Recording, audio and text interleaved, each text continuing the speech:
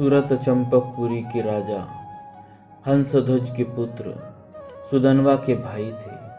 अनुज सुधन्वा के मारे जाने पर परम भागवत वीर धुरीन सूरत रथ पर आरूढ़ हो बहुत बड़ी सेना साथ में लेकर हाथ में कठिन कोदंड धारण कर समरांगण में आकर अर्जुन से बोले, महाबली पार्थ, अब मेरे साथ युद्ध करने के लिए प्रस्तुत हो जाओ। तत्पश्चात सूरत ने श्री कृष्ण से कहा, देवकी नंदन, अब आप अर्जुन की सम्यक प्रकार से रक्षा कीजिए।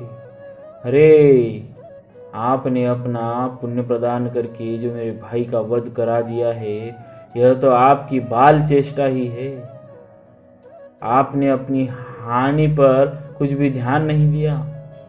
जैसे कोई शिशु मोतियों को देकर बदले में बेर ले लेता है, उस तरह आपने सुधन्वा के बेर सदृश जीवन को लेकर उसके बदले में मुक्ता फल रूपी अपना पुण्य प्रदान किया। अतः बताइए, यह कौन किसके द्वारा ठगा गया?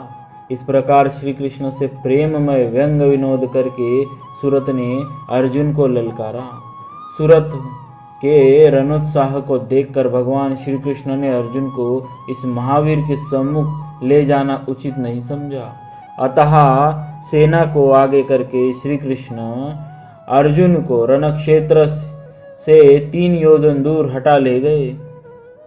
परंतु धन्य सूरत अर्जुन की विशाल वाहिनी को क्षण मात्र में तितर बितर तत्काल उस स्थान पर पहुंच गए जहां श्री हरि विराजमान थे।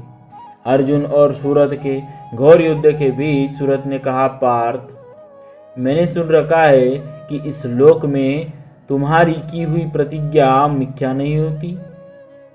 अतः वीर, अब तुम कोई सत्य प्रतिज्ञा करो।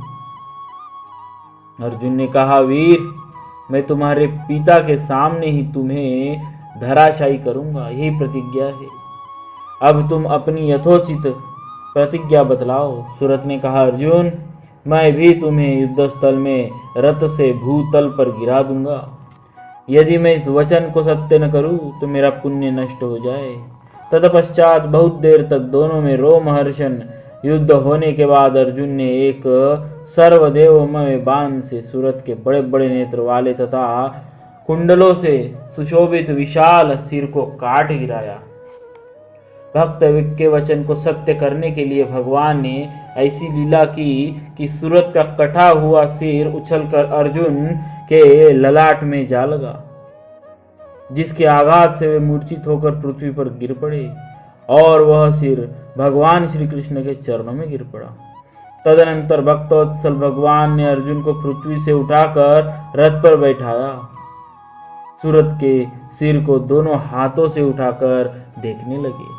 अर्जुन ने भी उस सिर को लेकर यह कहते हुए कि इसके समान कोई योद्धा नहीं है,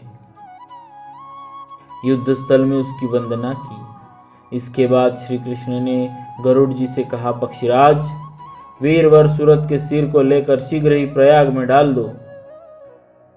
इस सिर के स्पर्श मात्र से मेरा वह प्रयाग भी पावन हो जाएगा। प्रयाग मेरा कोश है, अतः इस वीर के रत्न रूपी सिर को उस कोश में डाल दो। श्री गरुड़ जी ने ऐसा ही किया। भगवान शिव ने सूरत के सिर को अपनी मुंड माला में पिरो लिया। धन्य है सूरत और धन्य है उसकी वीरता एवं श्री कृष्ण भक्ति। जय जय श्री भक्त सूरत जी महाराज की, भक्तवत्सल भगवान की जय।